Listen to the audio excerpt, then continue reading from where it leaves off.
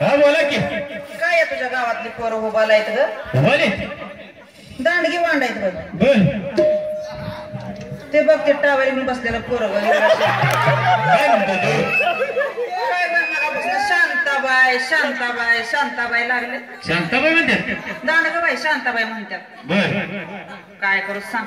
बर वाड मावशी वाड. वाड मावशी रट भाकर वाढ गट पिटलं वाढ. वाड मावशी वाढ. 2 दिवस झालं माझं लेकरू उपाशी आहे. गप्पी रे.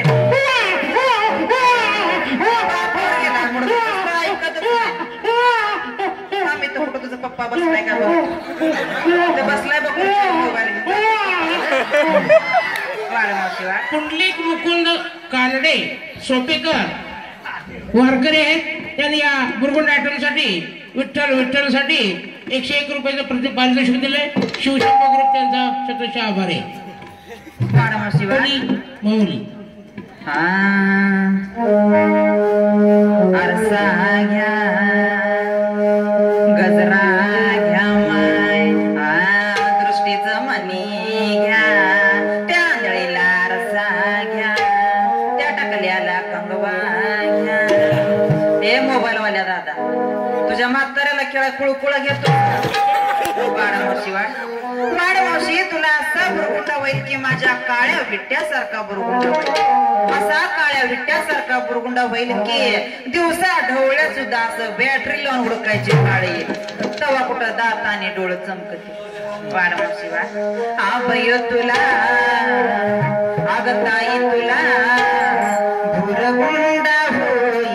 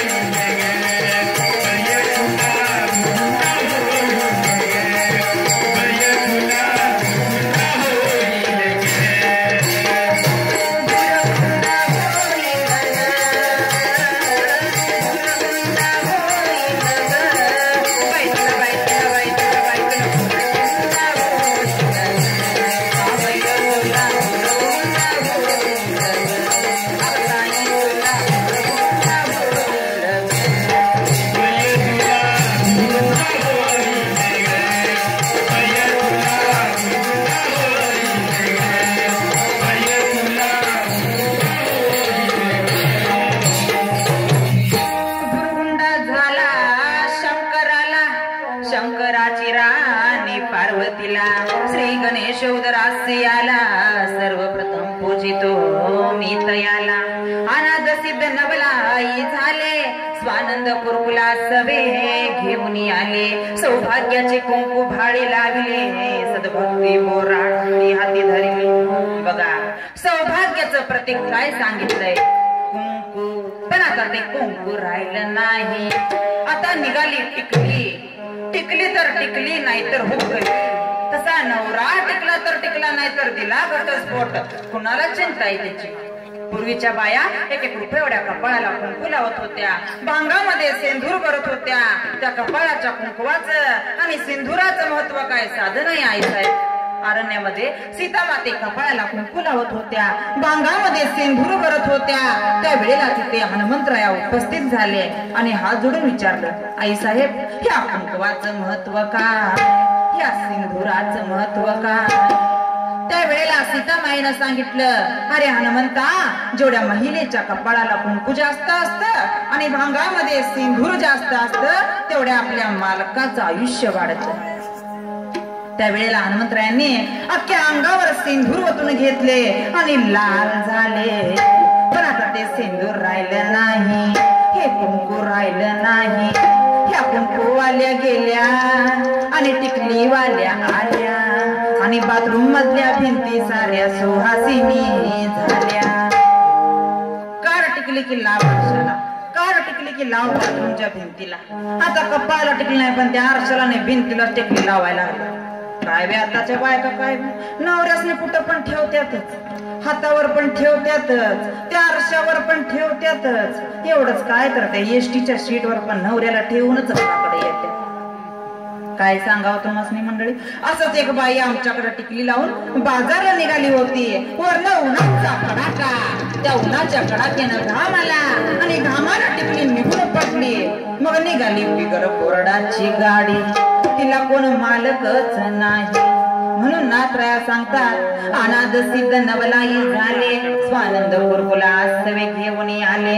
सौभाग्याचे कुंकू भाडी लाविले, सद्भक्ती बोराटी हाती धरली. आग वाडे माय, आग आंबऱ्याची आई वाडे माय, आरगनाची आई वाडे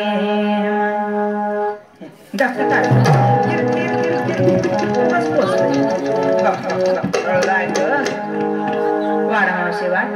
आबय तुला, अग ताई तुला गुंडा होईल.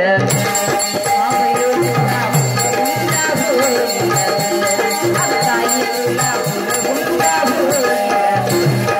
बय तुला गुंडा होईल गे, बय तुला गुंडा होईल गे, बय तुला गुंडा होईल गे.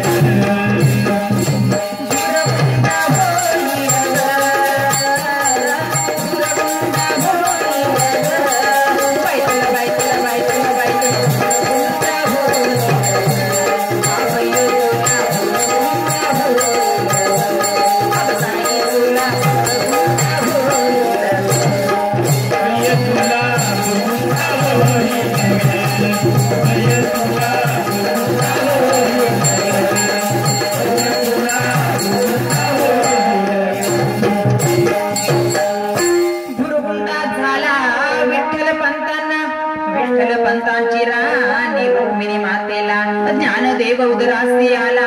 ज्ञानेश्वरी ग्रंथ तयाने लिहिला.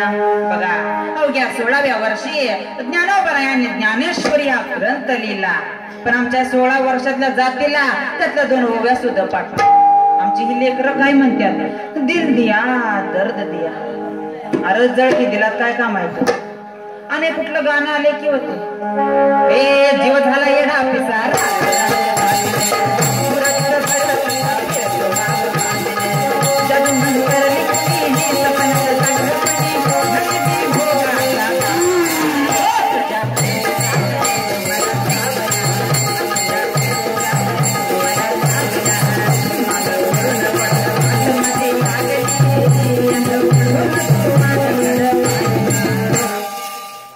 फिरती करते फिरती, याला इंची जाऊन भागत नाही. फिरती करणाऱ्याला सापच सोडायला लागतो. फिरती करते तिकडं आई बाबा राबत्यात आणि पोरासनी शाळेत घालूत्यात का, उद्या म्हातारपणे आम्हाला आधार होईल म्हणून. आणि ही पोरं इकडं कॉलेजमध्ये फिरती करतात फिरती. आणि आताच्या पोरी काय म्हणतात की होते 16 वर्ष लागलं, 16 वर्ष